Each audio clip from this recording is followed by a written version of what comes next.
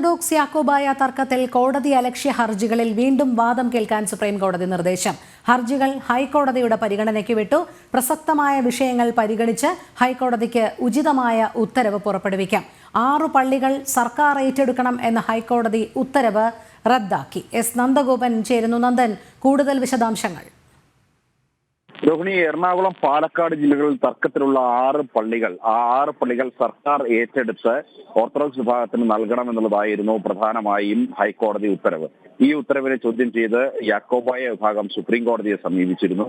Supreme കോടതി ആദ്യഘട്ടത്തിൽ ഉത്തരവ് ശരിവെക്കുകയും ഹൈക്കോടതി നിർദ്ദേശപ്രകാരം മുന്നോട്ട് പോകുവാൻ വേണ്ടിയായിരുന്നു നിർദ്ദേശിച്ചിരുന്നത്. എന്നാൽ വീണ്ടും സർക്കാർ അത് സാധ്യമല്ല എന്നുള്ള രീതിയിൽ സർക്കാർ വീണ്ടും സുപ്രീം കോടതിയിൽ സത്യവാങ്മൂലം ഫയൽ ചെയ്യുകയും കഴിഞ്ഞ തവണ കേസ് പരിഗണിച്ചപ്പോൾ തൽസ്ഥിതി തുടരുവാൻ വേണ്ടി, അതായത് നിലവിലിപ്പോൾ യാക്കോബായ വിഭാഗത്തിന് കൈവരിക്കുന്ന 6 പള്ളികളും അത് ആ തൽസ്ഥിതി തന്നെ തുടരുവാൻ വേണ്ടിയായിരുന്നു സുപ്രീം കോടതി നിർദ്ദേശിച്ചിരുന്നത്. ഇന്നിപ്പോൾ വീണ്ടും കോടതി ചേർന്നപ്പോൾ ഈ കാര്യങ്ങളൊക്കെ തന്നെ ഹൈക്കോടതി പരിഗണിക്കുവാൻ വേണ്ടിയാണ് ഇപ്പോൾ നിർദ്ദേശം നൽകിയിരിക്കുന്നത്.